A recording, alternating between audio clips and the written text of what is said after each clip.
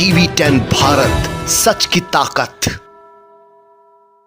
इस देश का दुर्भाग्य है कि जब से प्रधानमंत्री नरेंद्र मोदी आरएसएस और संघ की अगुवाई वाली सरकार बनी है, तब से इस देश के मुस्लिमों को चुन चुन कर निशाना बनाया जा रहा है। अब प्रधानमंत्री नरेंद्र मोदी आरएसएस और इसके संघी गुर्गों की नापाक नजर लक्षद्वीप के मुसलमानों पर टिकी हुई है। दरअसल लक्षद्वीप में 96% मुसलमानों की आबादी है, जो बीजेपी, आरएसएस और संघ की नजरों में हमेशा से चूकती रहती है। लिहाजा यही वजह है कि संघ के इशारों पर मोदी ने लक्षद्वीप में आरएसएस के संघी गुर्गे प्रफुल्ल पटेल को प्रशासक बनाकर बैठा दिया है।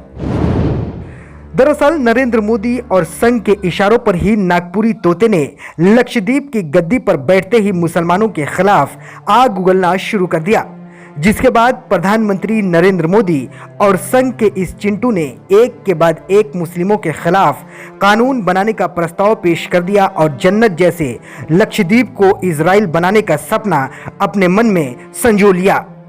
लेकिन बीजेपी और संघ की ये चाल उसके ही गले की हड्डी बनने लगी जब प्रफुल्ल पटेल के नए नए कानूनों के खिलाफ बीजेपी के ही कई अधिकारियों ने बगावत कर विरोध शुरू कर दिया, जिसके बाद लक्षद्वीप में बीजेपी युवा मोर्चा के पूर्व महासचिव पीपी मोहम्मद के अलावे 8 पदाधिकारियों ने एक के बाद एक इस्तीफा देकर संघ को आईना दिखा दिया।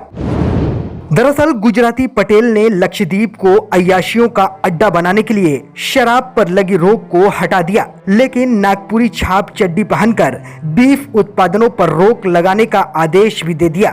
ये संघी तोता यही नहीं रुका, बल्कि 2 हाथ आगे बढ़ते हुए तटीय इलाके में मछुआरे के झोपड़ी को तोड़ने का आदेश भी दे दिया। अब हम आपको बताते हैं कि आखिर कौन है ये प्रफुल्ल पटेल जो मुस्लिमों को मोदी, आरएसएस और संघ के इशारों पर निशाना बना रहा है, ताकि देश में मुसलमानों को कमजोर किया जा सके। दरअसल गुजरात में नरेंद्र मोदी की अगुवाई वाली सरकार में प्रफुल्ल पटेल गृह मंत्री रह चुका है और प्रधानमंत्री नरेंद्र मोदी का बेहद करीबी माना जाता है। लिहाजा यही वजह है कि संघ के इशारों पर ही लक्षद्वीप में पहली बार गैर आईएएस को प्रशासक बनाया गया है। इससे पहले हमेशा से आईएएस को ही प्रशासक बनाया जाता था, लेकिन मोदी सरकार ने सारे नियमों को पलीता लगा दिया और अपने चिंटू को सत्ता में बैठा दिया।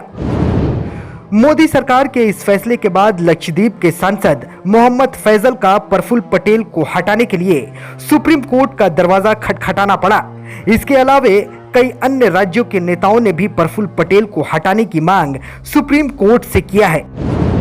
इस मांग के बाद प्रधानमंत्री नरेंद्र मोदी और आरएसएस के इस गुर्गे के चेहरे की चमक पूरी तरीके से फीकी पड़ गई है।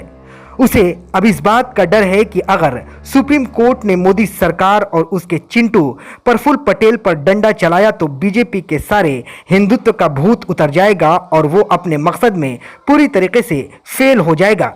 Bureau report, TV 10 Bharat.